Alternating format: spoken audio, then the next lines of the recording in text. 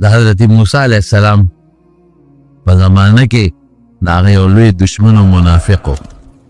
قارون یې نوم و. قارون ځکه بعض علماو دا هم لیکلي چې دا د موسی علیه السلام د تره زوی و. خیر دونه محققه او مضبوطه خبره نه ده،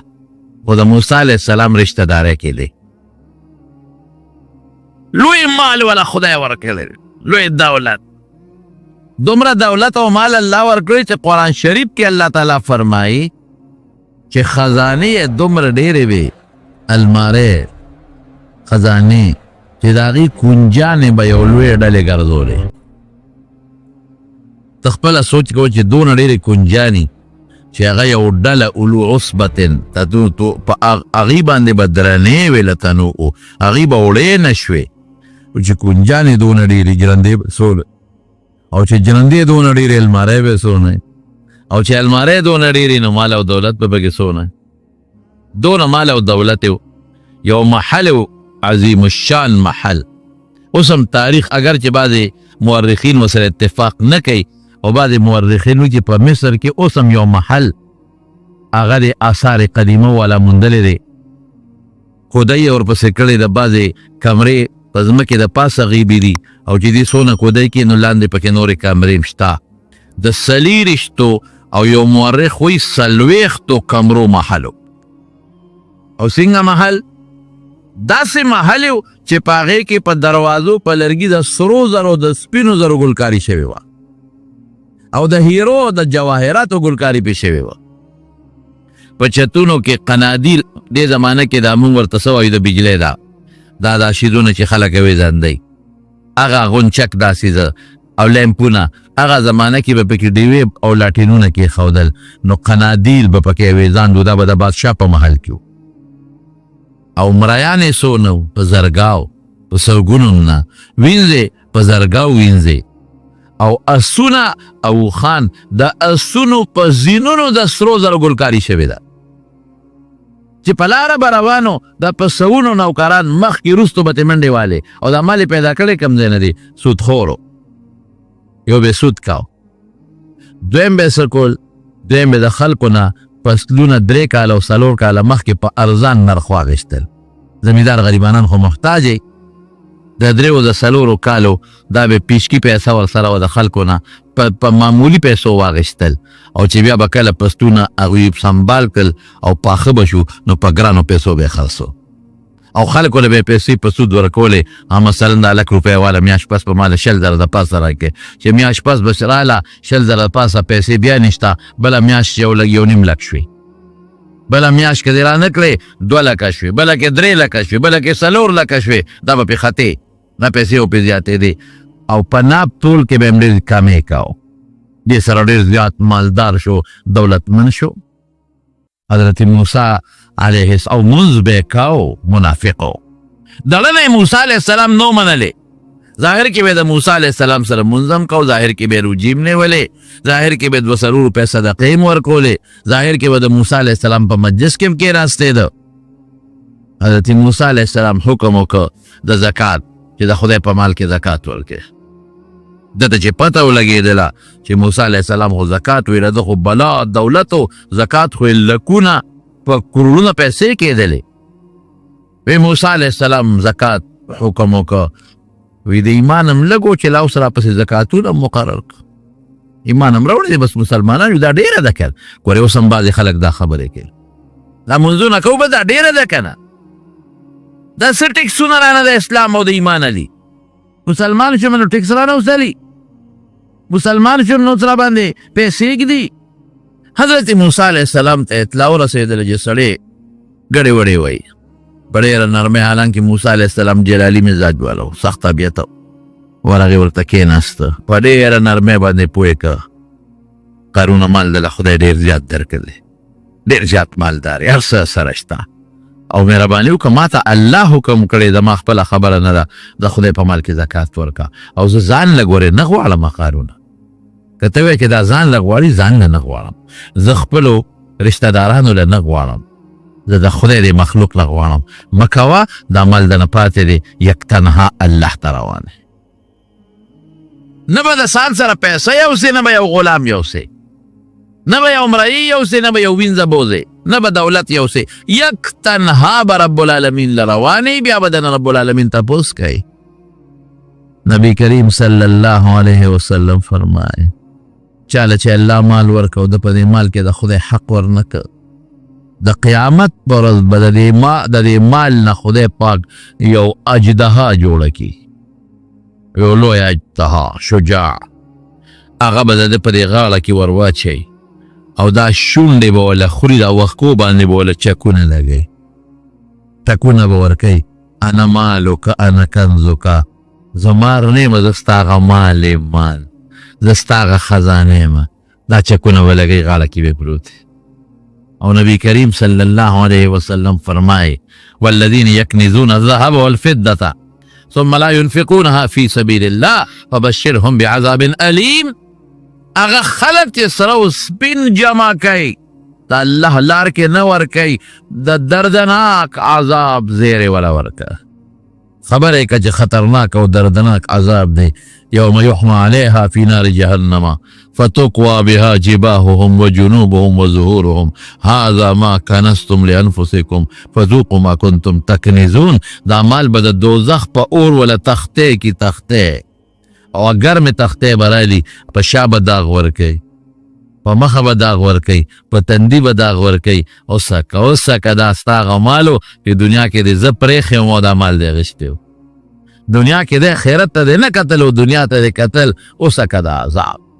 مونږ خو دې مال ته ډېر خوشحالېږو مونږ خو یو مالي زما مال رسول الله مبارک یو ځل وفرمایل وایي څوک به هغه کسي چې خپل مال نه د وارث مال ډېر خوښي دا به څوک صحابه د الله رسوله داسې څوک هم نشته د هر چا خپل خوښ دی د وارث یې نه دی خوښ د وارث مال څه کوم زما د تره د زوی مال دی زما وارث دی زما رور دی زما وارث دی زما خپل مال زما خوښ دی د هغه په نسبت چې په سړي راشي به خپل خوښي وی داسې هېڅوک نشته د هر چا خپل مال د وارث د مال نه زیات خوښ دی وی ښه خپل هم خوښ دی وی خپل دی هغه دی ما قدم ته چې خیرت لري ولېږه او چې کوم خزانه کې پروت دی دا ستا مال نه دی دا د وارث مال دی اوس د کوم خوښ دی وایه مونږ خپل نه دی خوښ زما خپل هغه دی چې خیرات مې کوه خیرت تلا زما دی اماله قبر کې پکارېږي زما دی د قیامت پر ورځ ماله سورې راکوي د هغه نور نه زما دی هغه ما د پیغمبر مبارک حوض کوثر لرسي زما دی اما جنت ته رسي او چې زه مړ شم او زما نه وروسته کم پاتې شو دا زما نه دا زما وارث دی نو ما خو خپل خوښ نه که ما خو د وارث مال خوښ دی او په یو موقع نبی کریم صلی الله علیه وسلم وفرمایل ویتبع المیت ثلاثه دوه څیزونه مړي پسې مقبرې ته روانې مالو یو رده مال دی مال ورپسې روان دی مال یې څه شی دی مال کټ دی مال پوزکې دی هغه زمانه کې غلام دی وینځه ده دا ورسره دی او مال ورپسې روان دی دویم ورسره څه دی مقبرې ته قریبه رشته دار ورسره دی چې کومه د رشته دار تره دی بچی دی دا ورسره دی او دریم څه شی دی عمل ورسره دی دا درې څیزونه ورسره روان دی مال روان دی رشته دار دوستان دا روان دی عمل روان دی دوه ته واپس راشي او سره پاتې شي مال هم ته واپس راغی غلام هم رایم ته راغی چې کوم کټ پوزي کې د شپېته کاله وخت تېر کړی هغه هم ته واپس راغی پوزکې هم ته واپس راغی هغه تولی بالغ کې ورسره ایښودی هغه هم ته واپس راغی هغه رشته دار او بچي هم ته واپس راغلل کوم شی ورسره پاتې شو مال موږ هغې ته نه ګورو مال او مال او مال او مال او مال او مال او مال مال هغه دی چې تا خیرت ته ولېږه مال هغه دی چې تا د خدای په لار کې ولګو مال هغه دی چې تا زکات ورکه زکات طهرا لاموالکم علیه السلام فرمایي چې زکات ته ورکه چې دا باقي در سره کومه خزانه پاتې شو دا پاکه شوه دا هغه مثال دی لکه صفا پاک وینه چې تو بس کې او چې زکات ته نی ورکړې او د مال سره پروت دی دا داسې ده لکه پکوي کې چې مردار سپی پروت دی او ته بس کې دا مال دی پاک نه دا نجس دی پلیت دی تا ته پلیتی نه ښکاري فرشتو ته ښکاري تی په بین نه پوهېږې فرشتې ستا د دې مال نه چې کومه بدبویي دي د ډیران غوندې هغې ته پته ده چې دا بدبویه مال دی او دغه بدبویه مال چې ته خورې زکات نه ورکې مال نجس دی بدبویه دی دغه ټیپر خورې او که دا کباب خورې او که دا سرې کړې غوښې خورې نو دا د مردارې چکوي کې پروت هغه شی دی نو تا ته خو به بوی پته نه لګي چې ته خورې فرشتو له تې کرکه ورځي ای نیکبخته څه ګند خورې الله وی دا ته څه ګندونه خورې دې وجې نه خو مونږ دې مال تباه کړی یو دې مال زموږ دننه وجود برباد کړی زموږ روح یې برباد کړی دی نه مو مونځ ته شوق کېږي نه مو تلاوت ته شوق کېږي نه مو نیکۍ ته شوق کېږي ولې ځکه دا پلیت او بدبوی او ګنده څیزونه مو خورو مال نه چې زکات ته ورکړه لکه چې مرداره یې د کوی نه وویست او کوی دې وځانځو او کوی صفا او پاک شو خوره دغه پاک مال اوسه دا به ستا وجود له فایده ورکوي مونځ ته به دې شوقي تلاوت ته به دې شوقي دین ته به دې شوقي او شریعت ته به دې شوقي نو قارون منافق و د موسی علیه السلام دوی ښه زکات ورکم ای قارونه ځان له نه غواړم مه کوه ګورئ مه کوه خدای ډېر لوی مال درکړی دی او مهرباني وکړه د خدای په مال کې زکات ورکړه بس قارون پوه شو چې دا اوس څه په جنجال وړېدم دا خو لکونه روپۍ زما زکات کېږي او چې کله بار به راووت او د قارون د مال دولت ته به خلکو کتل نو خلکو به مسویلي کول دومره مال دومره مال لیت ما اوتیا مثل ما اوتیا قارون قارون ته چې کم مال ملو دی که داسې زما وې خلقو به تمنا کولا دې وجه نه رسول الله مبارک الله قرآن شریف کې فرمایي لا تمدن الى ما متعنا به ازواجا منهم زهرة الحیات الدنیا وی که د چا بنگله دی ولیده مه ګوره ورته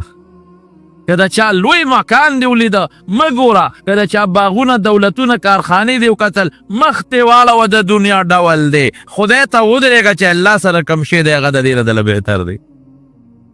مونږ خدای غر کړو یا سازش ورته جوړ کو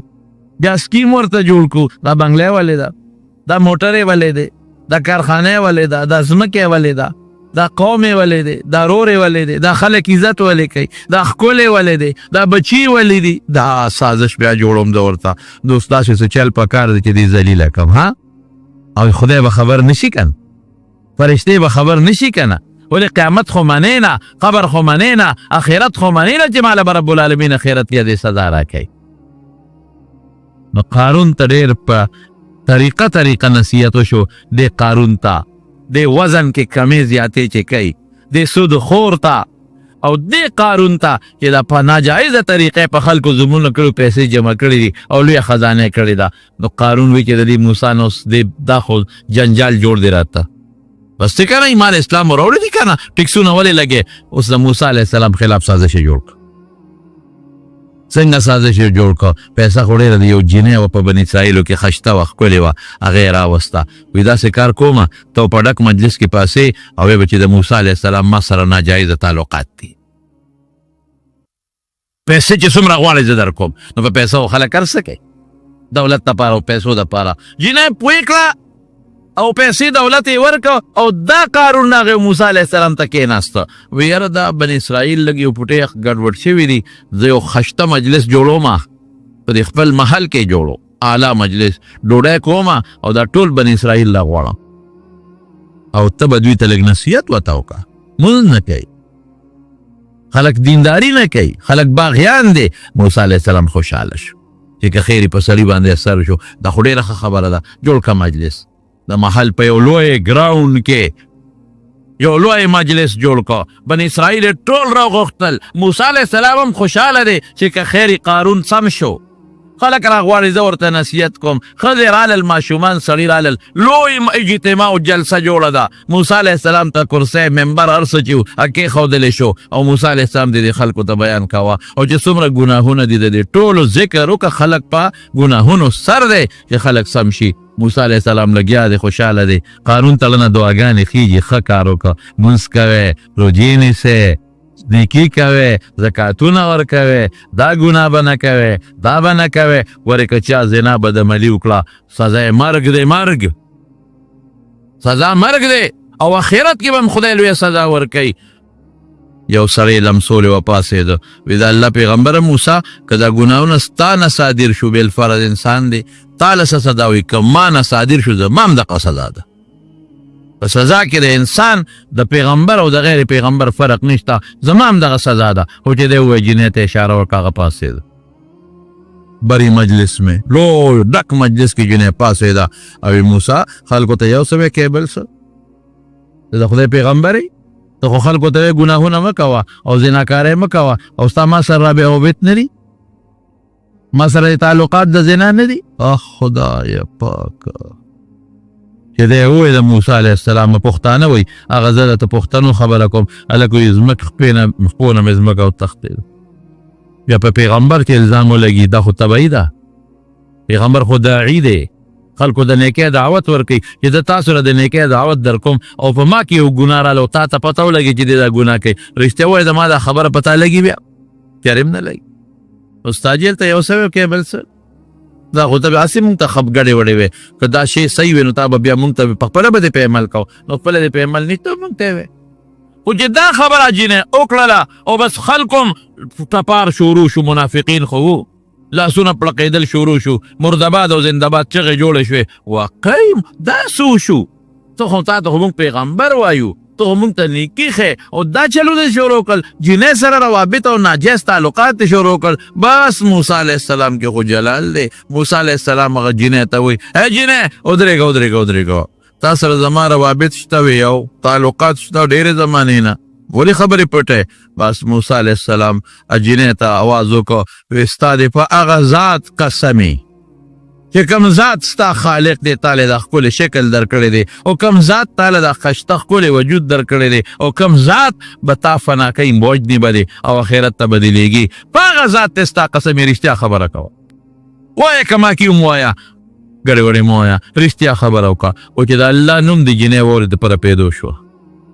لاسونه په رپېدو شو رنګ یې زیړ شو رپرپې پې ولګې وی نه نه خدای نوم مې راته واغېږ دا رب به درنه تپوس کې رښتیا خبرې کوه وی رښتیا ویم وی قارون پیسې راکړې دي وعده یې کړی دونه پیسې یې بدله درکړو هغه لمسولې بني اسرائیلو واورئ قارون پیسې راکړې دي ما ته یې په دې موسی الزام ولګاوه دا بدنامه او دې به بدنامول غواړي نو زما د خولې نه ووتل معافي غواړم ته د خدای پیغمبر پیغمبر د ګناه نه پاکي پیغمبر نه خدای واړه او غټ دواړه ګناهونو نه بچ ساتي الله محفوظ ساتي پیغمبر هر پیغمبر خدای محفوظ ساتلی نبی کریم صلی الله علیه وسلم یو ځل فرمایل یو ځل زه هلک وم رکوټ یم په مکه کې واده په هغې کې ډول سرنا وه په دې ودونو کې د شپې دا دمان ممان ګنډېږي او دا سندرې مندرې پکې د اجلاګانو ډمې مې وی ما سره ملګري وه هغې وی واده لنوس د شپې زم کشر و مړه مې وتاو شو راکوټ یم لاړو چې لاړو یو میدان کې د دنیا خلک جمع دي موږ هم په دیره کې په ځمکه کېناستو وی اوس به هغه لوبه شروع کېږي هغه ډول سرنا به شروع کېږي او هغه ډمه به راځي یا جرار څه چې دی ګډېږي به وی کېناستو وی چې کېناستو خلک کېناستل زم کېناستمه وی دې کې ماله خدای خوب راوستو وده شومه اډمه دا ورسه چې دی او ډول او سونه حالانکې هغه ډنګه ډونګه څومره چغې وي خلک خوب دغه وخت کې چاله کوم ځای ورځي شته خوب د خلکو نه تختی هغه لګیا د اډمې هر څه وکړل شپه تېره شوه زه ودېمه وایي چې مجلس ختم شو زما هغه ملګري زوړه کړم هلکه ورپاسه که نه راویښې کړم وایي چې راویښې کړم نه چې شی به کله شروع کېږي وایي شی ختم هم شو وی زه لا ماشوم هم چې الله د دې نه ساتلی پیغمبر خدای دونه محفوظ ساتي د پیغمبر جامه خدای محفوظه ساتي ولې پیغمبر متعلق الله او یطیع الله او اطیع الرسول دا د تابعداري به کې نو که دی ګناه کوي خو ګناه کې به هم ورپسې بیا دی که نه دا خو نشته چې دا به دې منم او دا به دې نه منم د هغه چې څه دي هغه منې ما اتاکم الرسول فخذوه ما اتاکم چې څه درته درکړل وما نهاکم عنه فانتهوا چې څه درته وایي کې فرق نشته چې دا به منې دا به نه منې نو که ښه کوي که بد کوي بیا به منې نو خدای بدونه پیغمبر ساتلی دی بس جنۍ پاسې ده وایي دا ټول قارون ما لمسول یم پیسې را کړي دي پیسو وعده را سره کړې ده بس موسی په سترګو مې دې نه مخکې چې ته نه لیدې په بدو خو سوال نه پیدا کېږي بس خلک هم چې چا چغې والې وې خلک هم ستومانه شو قارون ظالمه دا زونه ظلم قارون ظالمه دومره ظلم حضرت موسی علیه السلام الله ته لاس اوچت که مظلوم به بیا چا ته لاس پورته کوي الله دی څوک الله دې بل څوک نه دی ويريدك بخير فلا راد لفضله او کدا الله تا خیر رسول غواړي قسم په خدای کمیان کې څوک رکاوټ پیدا شي نشي پیدا کېږي ایمان دقه ساته یقین دقه ساته د الله په ذات ساته باور د الله په ذات کوه الله به مدد کوي تکالیف په یې هغه اردو والا وی د الله فیصلوں کې دیر ہے لیکن اندیر نہیں ہے دیر ہے لږ به رستو شي خیر د ګناه به دې ورجېږي لږ به یو پوټی دې وکړی لږ به دې پریشانه کي ګناه به دې ورجوي یو خدای دله جنت کې یو مرتبه لیکلی د رب نبی علیه السلام فرمایي یو سړي له مې جنت کې لویه مرتبه نیولې ده لوی بلډینګ مې جوړ کړی دی لوی محل مې ورته ساتلی دی د دون عمل نشته چې په عمل ور ورسي د دون عمل نشته چې په هغه عمل ورته ور ورسي نو داسې تکلیف ټک ټوک پې راولمه نو په هغې وله مرتبه اوچته کم نه ور ورسو نو د دنیا دا تکلیفونه به راځي مشکلات به راځي او انشاءالله ګټه به د مظلومې د ظالم بني بیا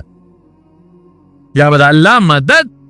چې پیغمبر مبارک فرمائی صادق او مصدوق او د الله نه نقل کوي چې رب العالمین فرمائی اے مظلومه لانصرنک ولو بعد حین لږ سات پس دی وي خو مدد به دې کوم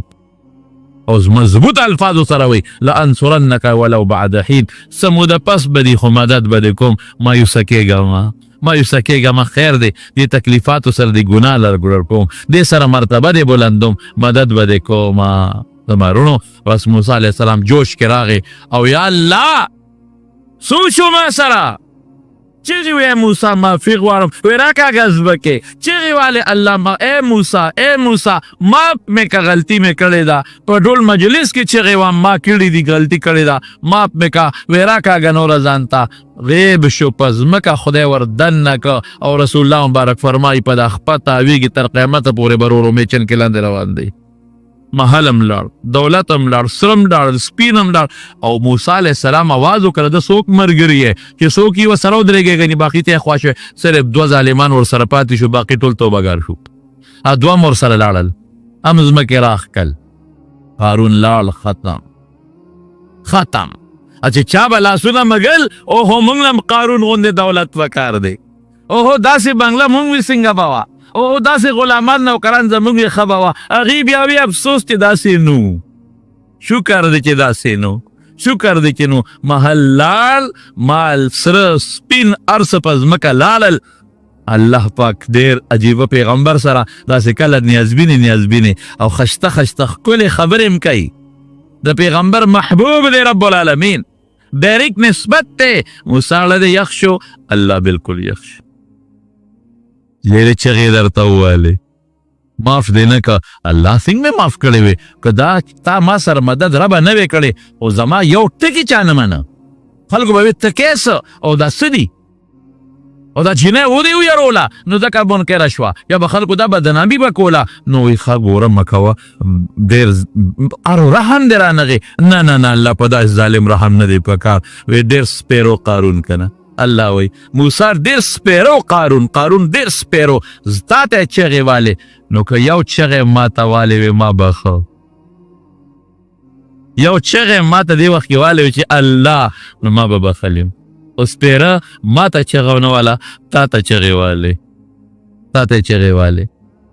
سازش یې جوړ کړه د موسی علیه السلام خلاف پکې ګیر شو که نه شو او داسې ګیر نه شو تر قیامته پورې ګیر دی دنیا کې چې یو سړی اوسېږي د دنیا کار به هم کوي پیسه به هم ګټي محنت به هم کوي مشقت به هم کوي داسې هم نه ده چې سړی د دنیا کې اوسېږي او د ملنګۍ ژوند دې تېروي بعضې خلک یې که نه په دنیا کې دا ملنګانې او څخه بین تیزي او چا سره شپېلی په لاس کې وي او چا سره بیزو په لاس کې وي هغه ګډی او سریللې جامې وي او د مانځه وخت دلته غواړي خیر غواړي کچکول وسره خلک وایي دا لوی سړی دی دا ړومبی سړی نه دی د دنیا شلېدلې جامې اغوستل خو کمال نه دی او کچکول په لاس کې ګرځول خو کمال نه دی سوال حرام دی قطعي حرام سوال بنه کوي د مخلوق نه غوښتنه بنه کوي او دی خو کچکول په لاس ګرځي یو ځای دانې غواړي او بل ځای غنم غواړي او بل ځای کیوله غواړي او د دې غنمو دانو د پاره کله بیزو ګډه یو کله شکر کی چغي وي یو کله شپېلې وي دا د کم ځای نه کمال شو د شریعت خلاف د پیغمبر علیه السلام خلاف او د الله خلاف مونږ نشته او دست نشته دی ملنګي کوي دی ملنګي کنه په ملنګي سړی کمال ته نه رسی که یو سړی غریب دی جامع نشته پیزاری نشته او دی وسره خدای یادوي دی وسره تهجد کوي دی الله یادوي او د الله ذکر کوي او خدای ته ځان نږدې کا دا د خدای په نږدې قدرمند دی نو زمونږ په اصطلاح کی عموماً چې کوم سړی مالدار خانی وی دا د خدای نه لري نه هغه مالدار او خان چې هغه د الله عبادت کوي هغه مالدار او خان چې حلال نفقه ګټي او په حلال ځای کې لګي هغه خان او مالدار چې حج لذي عمره لذي جمعات کې امداد کوي غریب سره امداد کوي گاونډي سره مدد کوي قسم دې دغه کم ملنګ چې بیلماز او بیودس او سوالګر او خیرمار دی دا هغه نظمکه ډکه که د خدای په نسې دا مالدار بهتر دی او هغه غریب چې د پروزې دره کې نه لګي او شلېدلې جامع چولې ده مونځ کوي او دس کوي او خدای رضا کوي او ذکر کوي هغه خانان چې هغوی منځ او دس نه کوي خدای نه یادوي حلال حرام نه پیژني هغه یو غریب د دې خان نظمکه ډکه هغه ته غوره نو یوازې ملنګي او غریبي دام کمال نه دی او یوازې پیسه ګټل دام کمال نه دی ګوره دولت پر دنیا بے شکه ګټي یو صحابي دی د حضور پاک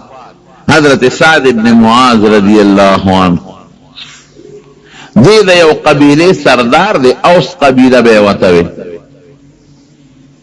یو ځل حضور پاک مبارک لپاره مخه ورغی نو د دواړو جهانو مبارک سردار وسره مصافحه وکړه لاسونه وسره میلاو کړل نو چې لاسونه میلاو کړل د دې صحابي دا لاسونه سختو څوک چې کار کوي کوداله وای سسکوره وای دا لاسې لغونډې کلکي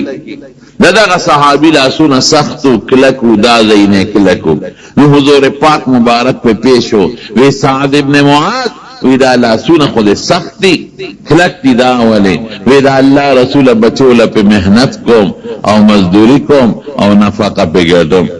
سسکوره پیوام کوداله پیوام چاری پیرا کاغم لکه سختی حضور پاک مبارک دا غاغ دوال لاسونه رو چتقل او ورله خپل کړل ولی چې حلال رزقونه ګټي ځان لا او بچولا روجه به څنګه ونیسي وجود به کمزوري او بچی به مون څنګه کوي او تبه مون څنګه کوي او تبه غریب سره مدد څنګه وکي او حج له به څنګه ورشي او زکات به څنګه ورکي او صدقه به څنګه ورکي او جمعات به څنګه جوړ کې او دا گاونډي مدد به څنګه وکي دا خواله کې چې سړي سره پیسې او دولتي والا نو زمارونو مال ګټل دا نه ګناه ده او نه جرم دی عبدالرحمن ابن عوف رضی اللہ عنہ په صحابو کې مالدار او حضور پاک تم پته ده چې مالدار دی چې کله وفات شو څومره مالدارو چې کله وفات شو نو داغه مال تقسیمې ده نو څلور بیبیانې نو یو بیبی وی زه په میراث کې پورا حصہ نه غواړم مال په دې نقد مال کې لږ غوندې شی راکې نقد مال کی پوٹے راکے پورا نہ پاسونو کے غوارم او نہ پگڑو چیلو کے غوارم او نہ پوخانو کے غوارم او نہ پکورونو پزمکو پا باغونو پا جائیداد کے غوارم پا نقد مال کی پوٹے غندے شیرا کے نور میں جت نشتا نو اتیا ذرا اشرپے والا ورکڑے بلکہ یو دے کی سلورنی میں شلی ذرا رازی اتیا ذرا اشرپے یو اشرپے نن سبا دا بلو پیسو دا سلگونو نیم قیمت زیاد تے لکا اشرپے دا سرو ذرو سے کباوا نو دا دین کرولون روپے جوڑے گی کرولون دے دا خزی پوری سا نا دا پوری سے دا سریخ سلور خزی نو دا یوی پاکی دو دیرشم ایسا کیے گی عیسی 2.5 کې ده، نو که دی 2.5 عیسی نو ټول مال یې څونه شو؟ حضرت طلحه رضی الله عنه سره څونه مالو، صحابي دی، دومره مالو پخوا خو دا کاغذي روپۍ نه وې، ډبلې روپۍ به وې، نو هغه اکثر زنګ کېدې به به صفا کولې، نو د صفې طریقه څه جوړه کړې وه، دومره نه وې چې لاس کې راوالي یا نوکران ورته کېنه یو صفې کې په میدان به یې واچولې، نو اوښان او قچرې او خره به یې پې ګرځول چې د هغې پخپو دا پاکې شي او صفا شي. اندازه ولګوئ څومره مال ده، خدای نه دی پرېښی. مال دولت ګناه نه ده، خو خدای به ورسره نه پرېږدي، الله به نه پرېږدي. رجال لا تلهیهم تجارت ولا بیع عن ذکر الله، قرآن شریف کې الله فرمائے صفت کوي وی بیعم خدا، تجارتم خده، دکانداریم خدا، نوکری ملازمت سړی کوي دام خده، او د دنیا کار روزګارم خده، خو چې الله یې نشي، او که الله دې ير کو صرف دا دنیا دی واغشتا، نو حب الدنیا، محبت د دنیا بیا رأس کل خطیئه، د هر گناہ جرړه د جرړه بنیاد دی. بس دا سے محبت بنه کې چې الله پاتې شي. که دنیا سره لکه دکان دی د مانځه و خراغ ضرب بند کی جمعات ته بمنډه کې تګي و پکې نه کې، دوکا بنه کې، الله برضا ساتي. او کنه ته پدې کې دوکم کې، حرامم کې، او ورکه سپک او اخل درانه، او د مانځه و خراشي او ګاکرانه خرابيږي، نو دا هغه دنیا ده چې نبی کریم صلی الله علیه وسلم مینه شو دنیا سره د آخرت په مقابله کې، دا دنیا سره مینه شو د الله په مقابله کې، نو دا غدا چې وی حب الدنیا رأس کل خطیئه، وی د دنیا مینه د هر ګناه بنیاد دی، بنیاد دغه بنیاد شو. الله حضرت سلیمان علیہ السلام یو ډیر لوی بادشاہ تیر شوی دی پیغمبرم. قرآن شریف کې الله فرمایي دا سه جبه ورکړې وي چې د حیواناتو په خبروم پوهیدا، او د مارغانو په خبروم پوهیدا، او د میګو په خبروم پوهیدا،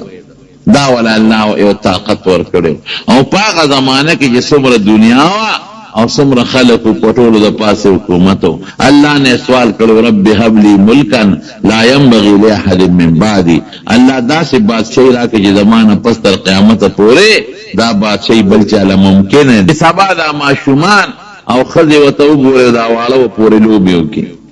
خوی بیا میں دا خپل رور سلیمان علیہ السلام دا دعا یاد شوا کہ رب حب لی ملک لا ينبغي لاحد من بعدی، کہ اللہ دا سی بادشاہی راکے چی بل مناسب نہیں، نو دا آگا پا پیریانو او پا شیطانانو پا دی بادشاہی وا، نو میں قدیز نیسم خدا زمان پا دا بادشاہی قائم شوا، دا اللہ اسلام دے میرا آگے. نو بیا د ما ضرور د سلیمان علیہ السلام په دعا کې او پټه کموال راته فردته خاصا، نو ذلیلا می خوشی کجدا نه دی طلب نه دی پیریانو باندې بادشاہي وا، ګور سونه بادشاہي ده، دی پیریانو بولا کار کاو، يعملون له ما يشاء من محاريب او وتماثيل وجفان كالجواب وقدور الراسيات، دا غټه غټه دی پیریانو بولا کار کاو، غټه غټه لوی لوی پینه او لوی لوی خانکونه به ولا جوړو، او آباده به په جوړول، آباده غټ غټ او تصویرونه به په جوړول. هغه زمانہ کې د تصویر سازه اجازت و چې محل به جوړ کا، نو زه په دې به پاغه کې خشته خشته تصویرونه جوړ کړل، او خشته خشته خپل نقشې به پکې جوړ کړل. يعملون له ما يشاء من محاريب، او دا غټ غټ بلډینګونه به په جوړو. دا خدای پاک دې او بادشاہي ورکړي، او شابه په دې غرونو ګرځي، او چې کوم خشته خشته کانه او تیګي اگر غونډوي چې په دې جمعات کې ولګو، خپل اعلی ماربل او مزیدار سيزونه دا په پیریانو نه.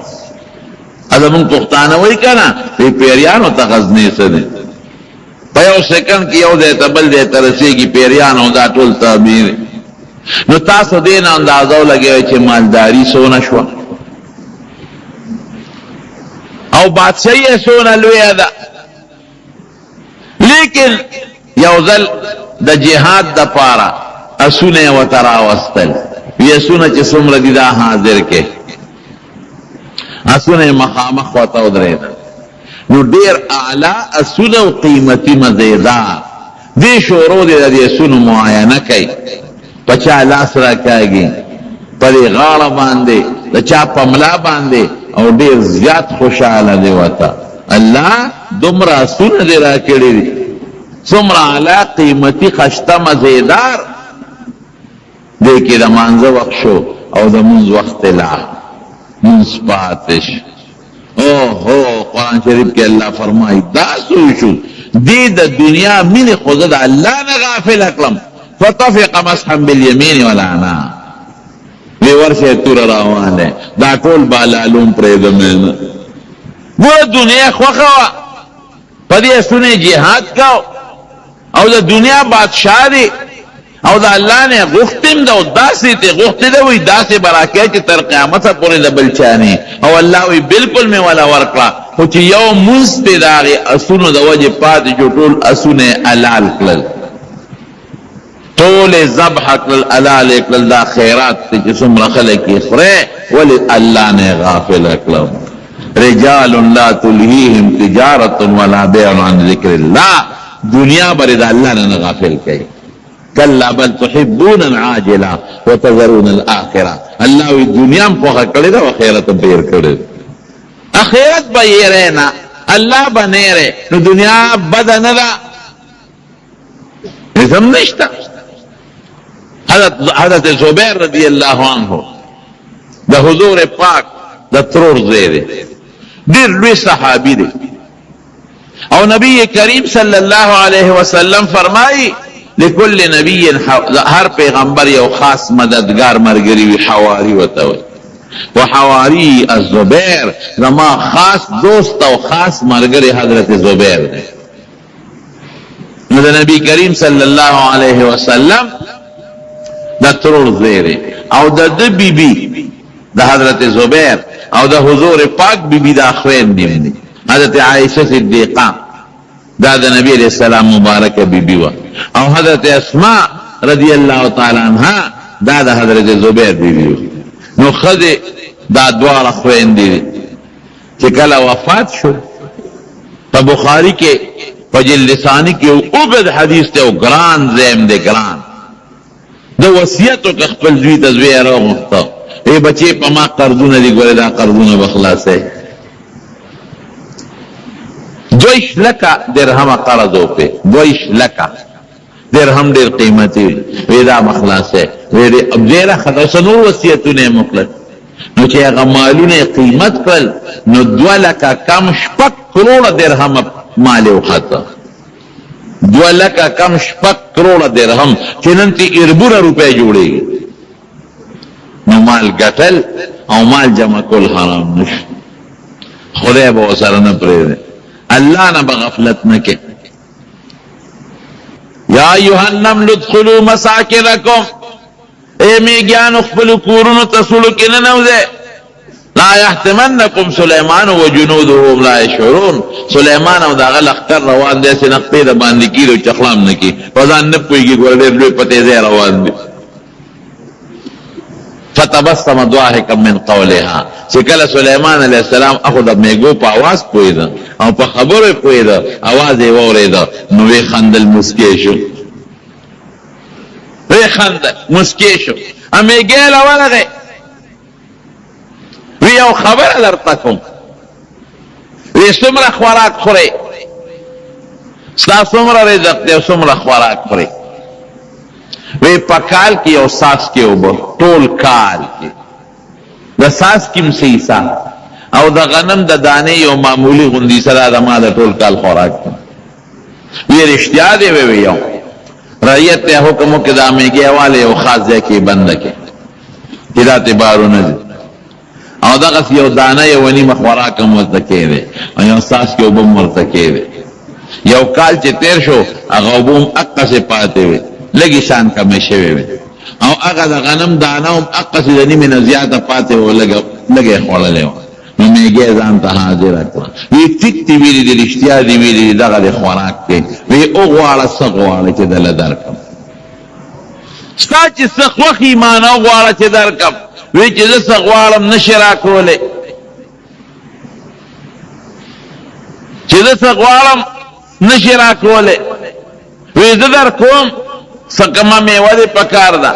او کم خوراک دې پکار دی وی ښه یو شی ده نه غواړم تکړه شه راکرانه وی څه دی وی زدي عمرا ورزقا وی عمر هم راله زیات که روزي هم راله زیاته که دا دوه څیزونه نه غواړم زما چې کوم عمر دا راله زیات که وی دا خو مې په وس کې نه دي او چې زه څونه روزي خورم داسې طاقت راکه اوس یو غنم په کال کې خورم چې بیا دوه خورم درې خورم څلور خورم اوس د یو ساس کې یو سس ټول کال کې اسکم نو چې بیا یو چاټه اسکم وی دا خو مې په وس کې نه وجود کې دله تبدیلی نه جوړ راوسته وی اسې وی چې غواړه چې درکم یو ورځ له خوراوي بالکل نشي کولی الله درخواست کوم یو ټیم له اجازه راکړه دا ورکوم یو وخت له خزه درمه پیریان دیوان لګیا دي او الله تعالی ولا هر شی تابع کړو هوا تابع وا هوا چې تابع شوریت بم در طرف پیدا کړي او باران بم در توريږي ټول دنیا زرغونه شو او د دریاب په غاړه د الله په حکم یو لوی ځکهدار سره جمع کړل پیریان دیوان لګیا دي انسانان هم لګیا دي رشي جوړ شوې رشي الته حیوانانو لم خوراک ورکوي د هغې ګیاګانې هم را جمع شوې او دا پیریان دیوان په دې غرونو او په دې ځنګلو کې ګرځي او د هغې ځای نه میوې را غونډوي داسې علاقې دي چې هغه هم د میوو ډکې دي خو د انسان لاس ورته نه رسېږي لکه د افریقې او د یورپ دا ځنګلې او د غرونو دا سرونه قسم قسم میوې به یې پکې خو مونږ هغې ته نه رسېدی شو نه ورته انسان رسېدی شي دا پیریان لګیا دي دا غځای نه دا سیوان او مڼې او قسم قسم څیزونه دي راغونډوي او راوړي او دا ګیاګانې هم راوړي او دا خوراکونه دي د دریاب په غاړه د دنیا یو لوی ځای دی هغه میدانونه ډک شو میږي دي څونه به دې خوري کبان دي څونه به دې خوري انسانان دي څونه به دې خوري او دا ټول حیوانات را جمع کړو چې اون خلی وطن څونه به دې خوري او هغه زمانه کې مخلوق هم دوران ولاته اوس څونه مخلوق په یو خاص علاقه کې مخلوق اوسېده دومره خور نو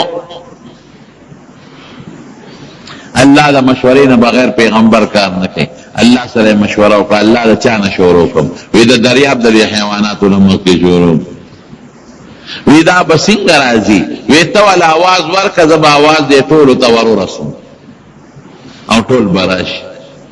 حضرت سلیمان علیہ السلام والا آواز ورکو اے د دریاب کبانو حیواناتو چې دریاب کې څومره یې ټول زما میلمانه یې د الله په حکم ټول راشه د دریاب په غاړه مې قسم قسم څیزونه درته ښودي دي چې د چا پکې کم شیخ وخی خوله راوچته کې واخله ده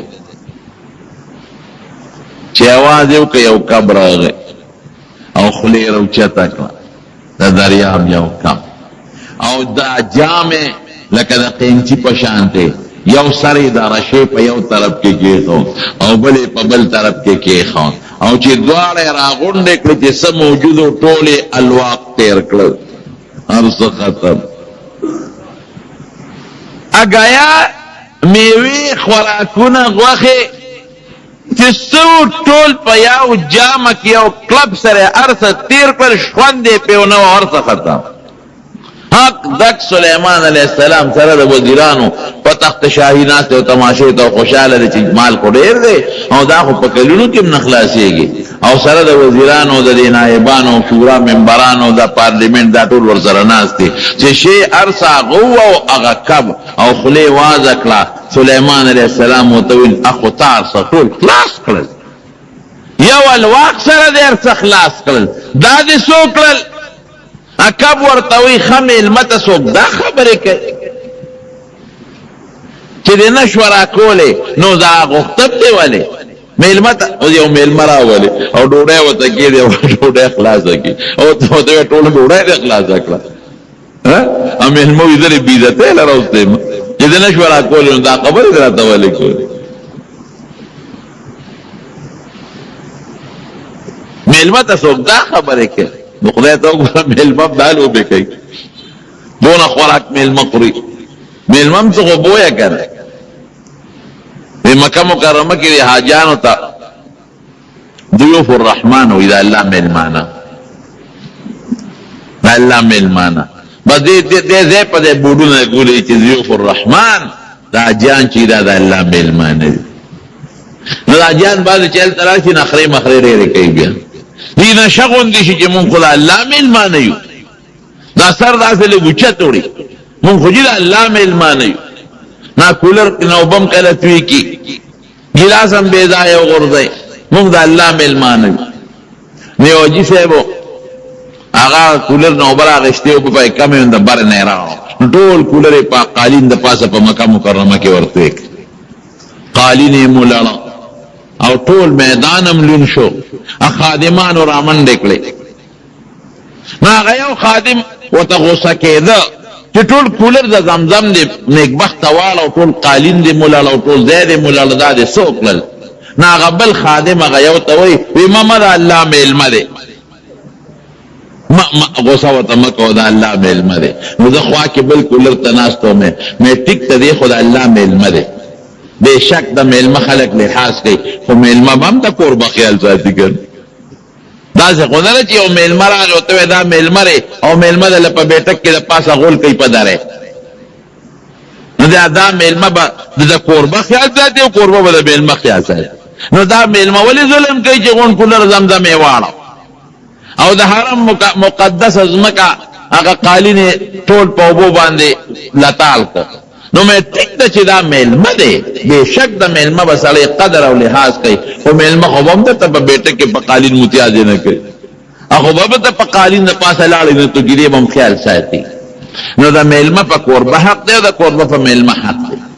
نو سلیمان علیہ السلام اگا کہتا وی ارسد اخلاص پر نیک بخت دادی سوکلل ما خود دنیا دا خلقو لبا سور کم وی میلمہ تا سوک داسی ہوئی لکدا ماتا چی دے ہوئے یار سر اخلاص کرن خود بسکی اکب و تصوی وی چی دے نشورا کولی ولی دے غختا وی دا ما چی سونو خولل وی دا دوان ولی رانا روزانا اللہ رکھیں دا اللہ سونل وی طاقت سونل وی قدرت. انما قولنا لشيء ان نقول ان سنگل اذا اردنا ان نقول له كن فيكون. تو چې غنم کرم نو په ډېر ستړی شم، ته چې غنم کرے ډېر په ستړی شي ځمکه باړې نو ډیران باچې نو غنم به کرے نو بخور به کې نو ساتنه به کې نو شپږ میاشتې کم بیش به پیو لګي نو کله د آفتونو د ګلې نو د الله بوله تخم ورکی دا ځای کې وکړه. نو د سترګې پرب کې با غنم کرلی شي او د سترګې پرب کې به زرغونم شي او د سترګې په دقه یو رب کې به لکه د غرونو غوندې غله جمع شي. نو زه ستړی کېږم په کار الله نه ستړی کېږي. ما له موده شته چې دا کار به په دونه موده کې کېږي، الله له موده نشته. نو دا چې یو نوړی تا راکړه دا روزانه الله دوه نوړی راکړي وینن اللہ تا توسپارلم ستا پسوال وینن بنار گردم یو نوڑے میں اخڑو بلنیشتنن بنار نو گردم کاکا نار بگردے دے شیرے ہوا نار بگرد. روزق دا چا پہ اختیار کے شو آئے نہ پروردگار نہ اللہ پہ اختیار کے روزی رسان لوی ساختے ہو لوی اللہ نے. نو تو دنیا دا پارا اللہ پرے دے دا دنیا خدا اللہ پلاس کرا دنیا لبا اللہ نے پرے دے دنیا لبا اللہ نے پرے دے کدا وے چیر کدا مسکو او دا ذکر کو او دا تلاوت تم گاکرا نزی او دا بخور دا بمی خرابی گی دنیا دا پارا دے اللہ پرے خو کنا دا دنیا خدا اللہ پلاس کردہ سے ولی کی دیرونو دنیا یو مثال در در یو بادشاہ یو سړی ته وی زما یو باغ ډېر خشته باغ و د هغه بادشاہ ډېر اعلی قیمتي او د هغې باغ په هر طرف کې میوې وي د باغ څلور ګوټونه دي او څلور واړه د میوو ډک دي. یو نوکر ته وي داسې وکړه چې لاړ شه اشکری وانه او ما له په دې باغ کې اعلی میوه راغونډه کړه چې کومه تا ته ښکلې ښکاري او کومه خشته میوې په دې باغ کې امال راغونډه کړه خو ګور یو خبره درته کوم چې د باغ په کوم حصه یو ځل تیر شوي دوباره به ورته نه راځي. د باغ په کوم حصه چې چکر وکړ او بیا پته راته ولګېد چې وخو دلته خشته میوه رانه پاتې شوه، بیا به ورپسې نه راځي. مخکې دې راغله چې کومه میوه دې خوښه شوه هماله راغونډه که د ښکاری کې راوړه، خو واپس به نه راځي چې کومه علاقه باندې چکر و. ده وې دا خو اسانه خبره. وردنه ود په ښي طرف یې شروع کړه، ښي طرف ته چې کوم دیوال او ګوټو نو هغې کې اعلی قسمه میوه وه. دې ورته ودرېدو، لاس اوچتوي چې دا میوه راوشو کوم د ښکاری کې واچوم. بیا وایي هسې نه چې په هغه بل ګوټ کې د دې نه ښي ورېږه دا نه راشو کوم هغه بل ګوټ لاله چېرته لاړ هغه واقعي نورم مزېداره وه، اعلی وه ښه. نو دې ګرځي په هغه بل طرف، کوشش کوي چې رالم چې بادشاه له خو ته خشته میوه راغونډه کړم. بیا پړه کې سوچ کوي هسې نه په هغه ګوټ کې د دې نه ښي، ځکه بادشاه خو ما ته وایي ښه میوه راوړه، دا خو ښه ده، خو کېدي چې یاره دې نه هم ښي ورېږه دې باغ نه نه شو کوم هغه بوټو نه شو کوم. هغې له چې ورغی هغه هم ډېره اعلی میوه وه. د بیا ښکاری ځان تیار کړه، بیا یاره بادشاه خو یې ښه میوه راوړه، هسې نه په هغه بل ګوټ کې د دې نه ښي دا نه شو کوم. هغې لازم چې بل ګوټ له ورغی هغه تش تورو پکې یو میوه هم نه وه، اسم پکې حق دک ودرېد. اوس بس کوم ما ته خو بادشاه میوه راوړه او ښه میوه، ما خو ښې میوې پرېښودې په دې سوچ چې دلته به ښي، دلته نه به هلته ښي، هلته نه به دلته ښي، او بادشاه را باندې شرط هم لګولی چې په کومه باغ یو ځل تېر شي دوباره به نه ورځي. نو نه دې ګوټ ته واپس تللی شم، څوکیداران ولاړ دي، نه هغې ته تللی شم او نه دلته. نو تش تور تشه ښکاری د باغ نه ووت. دقه د دنیا مثال دی. نن ورځ په ما راله زه یم ځکه خیري سبا به عبادت کوم، نن پرېږدوه نیموزګار سبا به ښه ورته ځان اوزګار کړم چې سبا ورځ را شي یاره ته پرېږدوه نن سبا به د دې قضا مونځونه به م راګرځوم که خیر او سبا به ښه عبادت کوم، بله ورځ به کوم، بله ورځ به کوم. او واپس خو په دې باغ د دنیا نشي راتلی چې کومه ورځ دې وواله بس داسې باغ ته به ورسې په آخره ورځ. ته خو نن د سبا او سبا نه بله ورځ او د بله ورځ نه بله ورځ او د مرګ ځنکدن به د باندې راشي، بیا خو واپس د دنیا باغ ته تلیم نشي او هغه وخت کې بیا عمل هم نشي کول. نو تش تور به آخرت ته ځي. خو چې د باغ په ګم ګوټ دا سړی ننوتی او د هغې نه یې میوه شو کولې و نو ټیک به ورمان کو که نه کو. دقه رنګې د باغ دا یو ورځ د باغ یو طرف ته پکار دی چې موږ له دې نه فایده واخلو، موږ په دې کې الله خوشحاله وي او موږ د آخرت دپاره تیاري وکړو. دا لویه خبره ده. کم مال او دولت چې خدای درکړه د هغې نه د آخرت ګټه واله، الله پې خوشحاله کړه. عبدالقادر جیلانی رحمت الله علیه یو ځل ناستو، یو سړی وله راغی وی صاحب دا دیم ډېر مالدار وی دا جیلانی چې ورته وي دا اصل کې ګیلان دی، ګیلانی دی. دا په دې دغه کې بغداد کې او په دې عراق علاقه کې یو ښار دی. خو عرب خو ګاف نشي استعمالولی، نو هغه ګاف ته هغوی جیم وایي، هغې جیلاني ورته وایي. نو دې یو ځل ناست دی، یو نوکر وله راغی وي په کښتۍ کې ستا بلا بحري بیړه کې چې څومره مال و نو کښتۍ غرقه شوه. دی وی الحمدلله. نو لږ ساعت پس بیا سړی وله راغی وی صاحب کښتۍ بچ شوه، طوفان پې راغی مونږ خو یې واوړېده خو نه بس بچ شو، مال دې بچ شو. نو دی بیا وی الحمدلله. چې درس اخلاص کنو شاگردان دا ډېر لوی عالم وګورئ عبدالقادر جیلانی رحمت الله محض صوفي نو ډېر لوی عالم. یو تفسیر یې لیکي تفسیر جیلانی په شپږو جلدو کې او ډېر لوی زبردست عالم دی. د امام احمد ابن حنبل رحمت الله علیه په مسلک هم د هغه مذهبي دی. شاگرد ته تپوس وکړه درس نه پس وی صاحب وی چې مونږ 4 اصلي ورته وایي چې کښتۍ غرقه شوه نو بیا دې مې الحمدلله، او چې به وایي چې د غرقېدو نه بچ شو نو بیا دې وی الحمدلله. نو هم په غرقېدو د خدای ثنا وی، هم په پیدا کېدو د خدای ثنا وی. نه ما په ثنا په دې نه ده ویل. وایي چې دراله اطلاع راکړه چې کښتۍ غرقه شوه نو ما خپل زړه ته وکتل،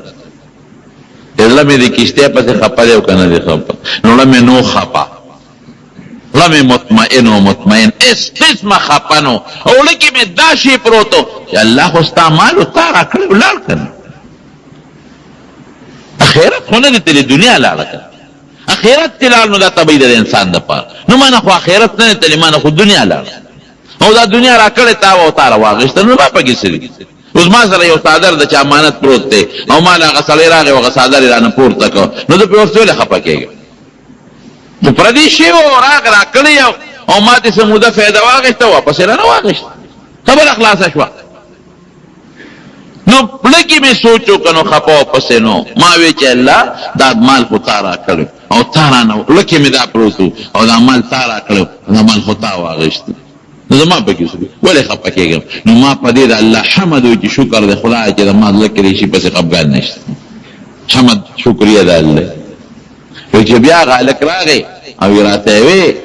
چې هغه د مال کشته بچ و دا وړېدل او مال دې محفوظ شو نو بیا ما خپل ته وکتل زړه ته مې وکتل نو زړه کې مې ډېر خوشحالي نه وه په کشته بچ کېدو ما وی خو واقعي د دنیا د اعمال خو د ډول او زیب و زینت ته که غر کوانو خبا و سریه د سوکینا او د سوچونو فکرونو به اخلاصم او دو سره پیدا شو نو دوس بیا به سوچو فکر کوم د دې زکات او د دې خیرات او صدقه دا بس کم دې एकदम او څوکیداری او سو نو لکه مې دا سوچ ور پسې نو پدې پیدا کېدو مې په لکه ډو خوشحالي رانه او فکر رانه مې الحمدلله خدای جل مې هغه طرف ته متوجه نه ګور مسلمان بداس کمال ولا راضی هم بد الله حمد ادا کوي کمال ته هم بد الله حمد ادا کوي مال راغی بس خوشحالی ده خبره ده الله حمد ادا کا کلال و درسو کینه اخلاص شو اس اخلاص سره یو ځل دې په خپل یو واقعه د ذکر مې وکړ یو واقعه درته دې خپل یو واقعه وای وې دې کله نه وتم طالبي مې کوله علم مې زده کاو وی دریاب په غاړه دجلې په دریاب روانم زم لاړم یو ځای کې یو استاد نه مې علم زده کاو پیسې را سره خلاص شو نو پیاده سفر یې کلی ته وطن ته واپس نشم راتلی نو هلته کې د دریاب په غاړه یو بوټی و د میوې نو زه به تلم هغې نه به مې یو میوه راوشو کوله په هغې به مې خپله ګزاره کوله او کله به مې د هغې پاڼې راواغېستې په خوله کې به مې وچوپلې په هغې به مې خپله ګزاره کوله او اوبه مې راغېستې بس او مې څښلې نو یو ځل لاړم وی چې ورغلم نو هغه میوه د ما نه مخکې چا شکولې وه او سړي زه ولیدم چې دې خوراک ته ما وکتل خو هغه د جومات یو ګوټ کې کېناسته وه خوراک خوري او ما ته یوازې راکړه چې ملګري راځه ما سره ډوډۍ وخوره وی ما وی چېره بس تمه دې وکړه ورځم نه مې چې نه بس مهرباني خو داسې ومه چې نوړی هغه اوچته یې وي په خوله کې لاړې ورته زما راځي شوان په هغه وي او په خوله کې ورته لاړې زما راځي خو ټینګ شومه هغه بیا راته وي چې راشه ما سره ډوډۍ وخوره مې چې نه خورم وی په دې اره باندې وي پېښ شو چې دا سړی څه ضد نیولی دی او نور خیړه کېږي وګې را پاسېد او قسم یې راکړه چې ستا دې قسم یې چې ډوډۍ به را سره خورم وی ور پاسېدم وی ډوډۍ مو سره شروع کړو چې ډوډۍ مې شروع کړله وی ما ورته چې مېلمه ته څوک یو د کم نه نه راځي وی یاره زه خو د جیلان یم او یو بوډۍ ښځه ده هغې را لېږلې مه چې زما زوی دی علاقه کې ورشه د علم طلب پسې وتر عبدالقادر یې نوم دی عبدالقادر جیلاني او را لې 12 شرپۍ راکړه چې دا به هغه له ورسې ما هغه هلک پسې وګرځېدم خو پیدا مې نه کړ نو ډېر اوږې شومه نو د نیمې شرپۍ مې دا خوراک ځان له واخلي چې زه دا به اوس وخورم نو زه به کلي ته ځم واپس چې مور خوشم که نه عبدالقادر جیلاني رحمت الله علیه وایي مې چې هغه هلک خو زه یم ګوره روزي به خدای درکوي د دنیا یو مثال دی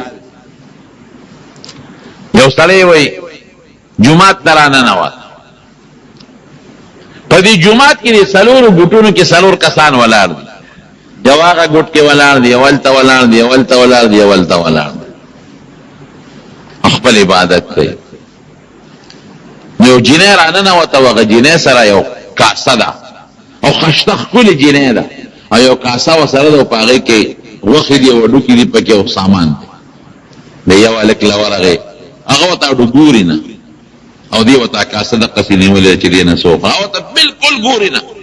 نظر وته نه کوي کله وته دا جنې مخ کې تاوی کله یو طرف ته کله بل طرف ته مينت وته کې خدای د پاره ما دا راوړل نه او ته به ربانیو کدی نه خوراکو کا اس قتل وته نه کوي اخره کې چې ډیر مينت زاری وته وکړنو هغه سړی دا غینه یو اډو کې راواغشته هغه لکه وې خوړو او چې اډو کې راواغشته دا جنې په پرې مخ وښته بیا او دا لکوي چې دا وته اوس نه ګورم چې مخ ورخ کړه ته ناس دی مولا له غلا پکاره چې دا خوانچې روم به مال راوړل او په دې سوچ کې مچه هغه نه خلوص به مال راوړي زکات انکار کوي او راضي کوي مال به راوړي خو مال نه راځي دوته نه ګورم چې په ما به رحم راشي او مال به راوړي او چې هغه اډو کې را دي دا خزه پیولي چې بل اډو کې اوسګاری بیا په دا خزه ولي بیا ویزنی داسې لږ ورنږدې شو چې مال به سره وړي ویزې په ځای پرېښودم هغه بل لاړه جینه چې بل لاړه وی هغه ورته ګوري نه خوراک ته ګوري دې جینه ته او دا جینه لګیا دا هغه راضي کوي چې دا دې لږ خوراک نه شا بوډر خوراک ته ته مهرباني کو خوراک ته کا حجرې مجبور کا ناغیم دا چل شروع کا هغه بل الګ چاډو کې به راغښته وخه به ته فلانو پاډو کې به دا جینه وښتا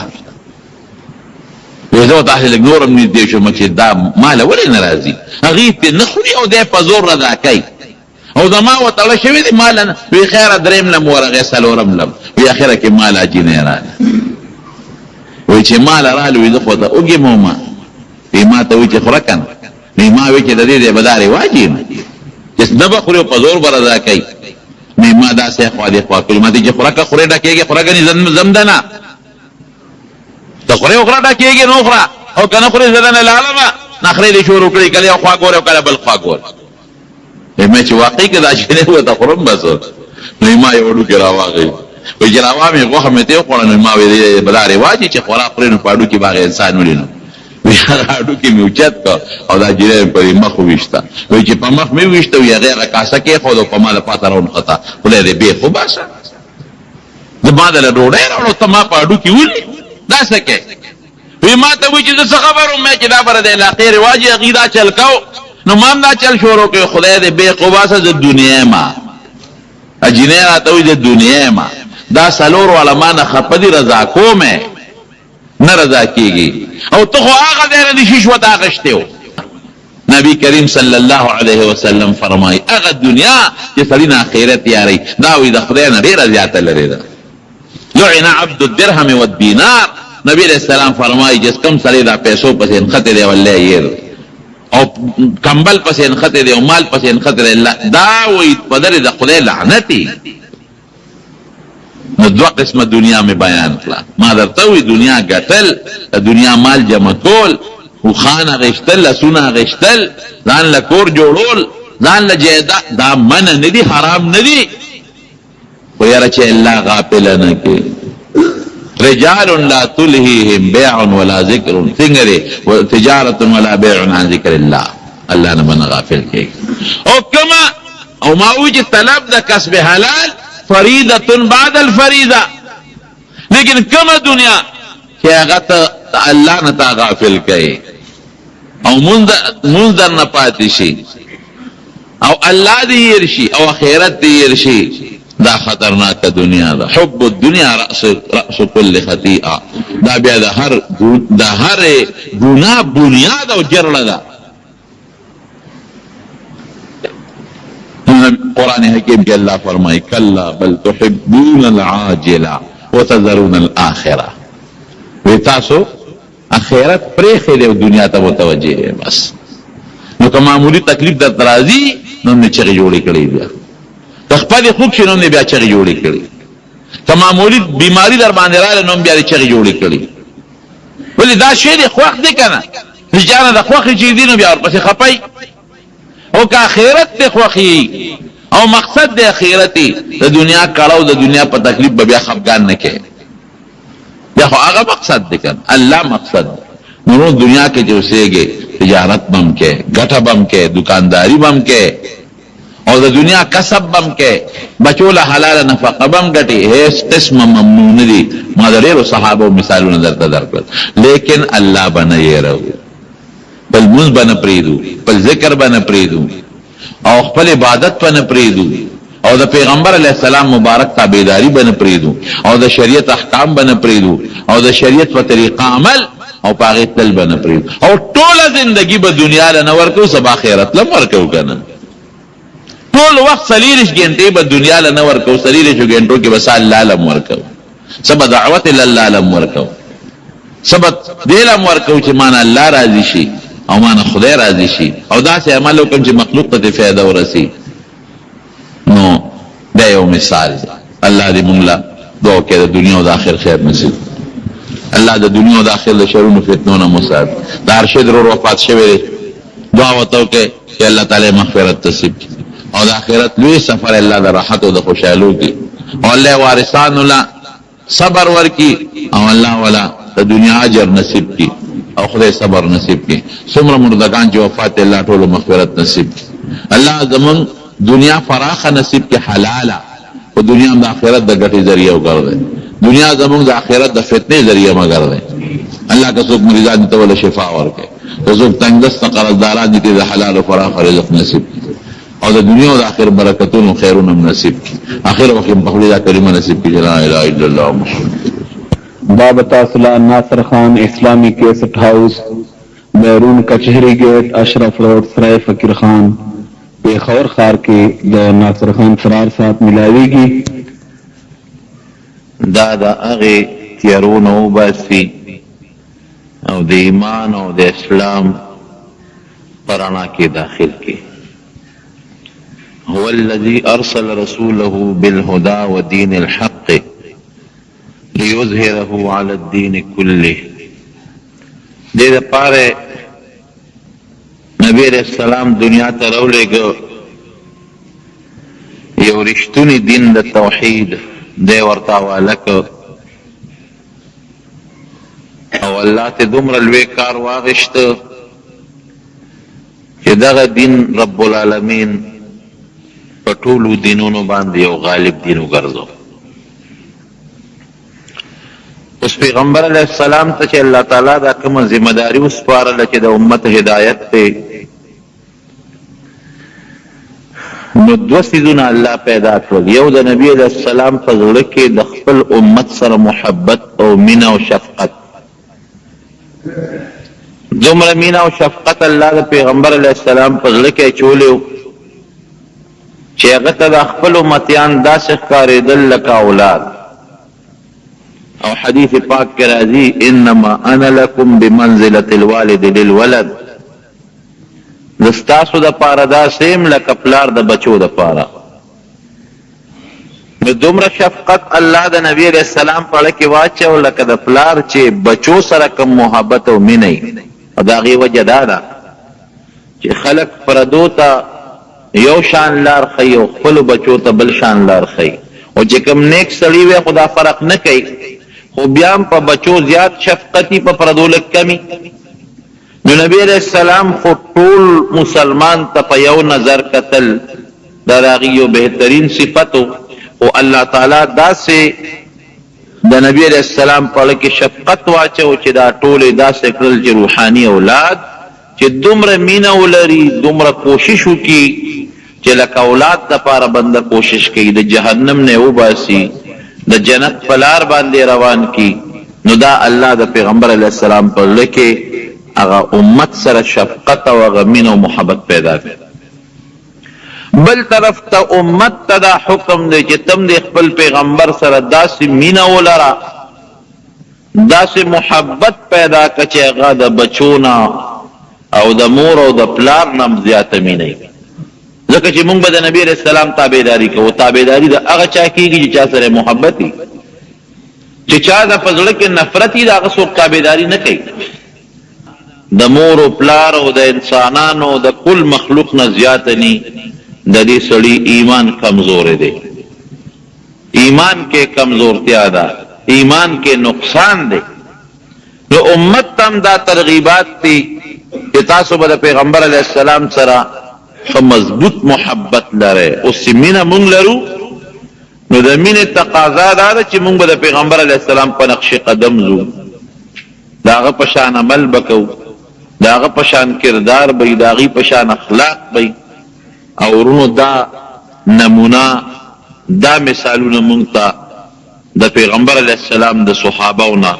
را روان ښکاري. د نبی کریم صلی الله علیه وسلم صحابه لومبې هغه خلک وو چې هغې د پیغمبر علیه السلام تابعداري کوله، ځکه د نبي علیه السلام هدایت لومبې دوی ته و. نو چې دغه صحابه کرامو ته پیغمبر علیه السلام راغی و هغې ته دا اعلان وشو چې اطیعوا الله و اطیعوا الرسول، د الله او د رسول تابعداري وکړئ. ولکم فی رسول الله اسوة حسنه، نبی علیہ السلام ستاسو دپاره یو بهترینه نمونه ده. نو صحابه به اوس خامخا د پیغمبر علیه السلام تابعداري کوي. نو د هغې تابعدارۍ دپاره مخکې د صحابو په اړه کې ورسره محبت او مینه پیدا کړي. دومره مینه او دومره محبت چې یو نظر سره به پیغمبر علیه السلام ته وکتل، یو نظر سره بس بیا به عاشق وشي، یو نظر سره کتو کې بیا عاشق و په نبی علیه السلام. او چې نبی علیه السلام سره به ناسته پاسته وشوه، کې به ناست ورسره او مجلس به یې ورسره وشو، بس د هغه زړه کې به بیا د پیغمبر علیه السلام هغه محبت پروت و. جنگ وشو او په هغه جنگ کې خو قیدیان نیول کېږي، د مسلمانانو 300 قیدیان د روم دې بادشاه گرفتار کړل. او دا هغې قیدیانو چې کوم مشر قیدي و عبدالله ابن حذافه سهمي رضی الله عنه، دا د هغې مشر و، دې پکې گرفتار. د هرقل بادشاه ته زمونږ په بخاري شریف کې حدیث دی په دې لومبي حصه کې چې ده ته د پیغمبر علیه السلام حقانیت معلوم شوی، ده دا اقرار یو ځل کړی و چې نبی علیه السلام د الله رښتونی پیغمبر دی، خو قوم ورته بلوه کېده، د قوم د هغه بلوه کېدو د وجې نه د ایمان راونړ او د مسلماني اختیار نه کړه. نور ورته پته وه چې دا د الله رښتونی پیغمبر دی. نو دا مسلمانان چې د سره گرفتار شو د صحابهو کې چې دا کوم مشر صحابي و عبدالله ابن حذافه سهمي رضی الله عنه دی، ځان ته مخامخ ودروي، دا یو قیدي، دا مشر قیدي ما ته را مخامخ کې ورته وی تاسو خو ګورئ ما نیولې گرفتار یو چې زه څه غواړم هغه به در سره کوم. نو زه تاسو پرېږدم خو په یو شرط، او هغه شرط دا دی چې تاسو به د خپله مسلماني پرېږدئ او زموږ په دین کې په عیسایت کې به داخلېږئ. عبدالله ابن حذافه رضی الله عنه ورته وایي چې مونږ خو په جاهلیت کې مونږ به هم جمدی خښولې، بدعملۍ به هم کولې، ډاکې به هم کولې، بربند طوافونه به هم کول، بې حیایي به هم کوله. الله د هغې اور نه وویستو، جنت ته یې راوستو. نو اوس بیا د جنت لار پرېږدو، د جهنم په لاره روان شو. ستا لاس کې و چې څه دې خوښۍ کوه، خو ایمان او اسلام پرېښودو والا قوم مونږ نه یو. وی ښه زه ګورم چې تاسو یې پرېږدئ او که یې نه پرېږدئ.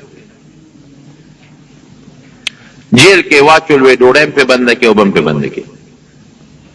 چې په دوی لږه لوږه راشي او په دې تنده راشي، نو پته به ولګي چې دوی ایمان پرېږدي او که نه پرېږدي. نو چې جیل کې بیا واچول او څه وخت تېر شو، نو بیا یې راوویستل ځان ته مخامخ، دا ټول ملګري کېنول او دی یې را مخکې کړ. وی څنګه چل دی؟ اوږې ویو، تږې ویو. وی دا مهرباني وکړه، ځان په لوږه او تنده مه وجنئ او دا خپل اسلام هم پرېږدئ او عیسایي شه پرېږدم هم. او یو شی بل هم، که ته عیسایي کېږې زمونږ په دین کې داخلېږې، نو پرېښودل هم ستاسو، پرېږدم هم، او بل تاله زه خپله لور په نکاح در کوم. عبدالله ابن حذافه ته وایي زه بادشاه یم، د روم بادشاه یم. هغه د معنی کې روم داسې و لکه اوس امریکا چې ده، دو سپر طاقتونه او مضبوط، یو ته به روم وی، بل ته به فارس وی، او همیشه به دوی یو بل سره جګړې وي. دا په هغه زمانه کې مضبوط طاقتونه و. نو وی ګوره زه د روم بادشاه یم او زما لور د تا ته هغه په نکاح کوم، تاله د یو خپلې علاقې دغه در کوم، ولایت در کوم، ګورنري در کوم، خپل علاقه کې او علاقه کې به د گورنر کم، لور به درته په نکاح کم، عزت به دله درکم او د جیل نه به دې وباسم. پرېږده وه دا اسلام او راځه زمونږ په دین کې داخل شه. هغه ورته وی دا خو لا ستا یوه لور ده او ستا د یوې علاقې ګورنر دی، که ته ماله د دنیا جنکۍ م په نکاح کې او دا دې ټول روم دا بادشاهي راته سپارې، دغه جیل مې قبول دی خو اسلام پرېښودو والا نه. د پیغمبر علیه السلام کم دین چې راوړی دی مونږ له او کم مذهب یې راوړی دی، زه به په حق مذهب او په هغه دین مرګ خوښوم، جیل کې وي او کار ځای کې وي، اسلام پرېښودو والا خبره پکې نشته. ملګرو ته وایي یاره د نبي علیه السلام نوم یې واخله چې د هغه ملګري واقعي چې د هغه په سچه ملګري دی. په یو شان کې ته نه وړې، ویې چې بیا په جیل کې یو ساس کې اوبه ورنه کې یو نوړی روډۍ کې ورنه کې، نو چې یو څومره دی پې نورې لوږې تندې تېرې کړې بیا یې راوویسته. او دې حالت ته رسېدلي و چې قریب و چې د دې لوږې او د تندې د لاسې د سترګو نظر هم ختم شوی وي، دومره تکلیف ته ورسېدل. بیا راولل ځان ته یې ودرول، ورته ویې څنګه دې خیال دی پرېږدې اسلام ویې نه وی یو چل خو کا تګې ډېر وی او بلکل اوږې مې وی او وی راوړی غوښه وله راوړی اوبه وله راوړی، نو د خنزیر غوښه یې وله پخ کړی او شراب یې وله په کاسو کې راوړی ورته کېښودل، وی ګوره درته ویم چې دا شراب دي، ستاسو پیغمبر په تاسو آرام کړي دي او دا د خنزیر غوښه ده، ځای دا وخورئ دا اوبه وڅښئ دا شراب وڅښئ، په دې تنده هم ختمه کړئ او په دې لوږه هم ختمه کړئ. ملګرو ته پام کوي ګورې ګوتې ونیسئ. ملګري ورته وي دا ته په دومره ازمایش کې مونږ ولې چې دومره امتحان کې مونږ ولې چې دې وخت کې خو مونږ د خنزیر غوښه خوړل جایز دي او قرآن حکیم کې حکم دی چې کوم سړی اوږې شو د لوږې مري نو که دې د خنزیر غوښه خوري نو خوړی شي، د لوږې نه بچ د مرګ بچ دونه به خوري چې په هغې د مرګه بچ شي. او که دې شراب څکي او نورې اوبه نه موني نو شراب هم څکي شي، دومره به وڅکي چې تنده ختمه شي. نو دا خو مونږ له قرآن کې الله جایز کړي دي چې مونږ د خنزیر دا غوښه وخورو، مونږ دا شراب وڅکو، او مونږ له منع نه دي دې وخت کې. او دې وخت کې مونږ خېټې د لوږې د لاسه درد کوي او مونږ د تندې د لاسه تباه شو، نو ته دومره تکلیف کې مونږ ولې چې اجازت راکړه چې دا وڅکو؟ الله راکوي ته ولې نه راکوي؟ ملګري د خپل مشر صحابي ته وایي او ته وایي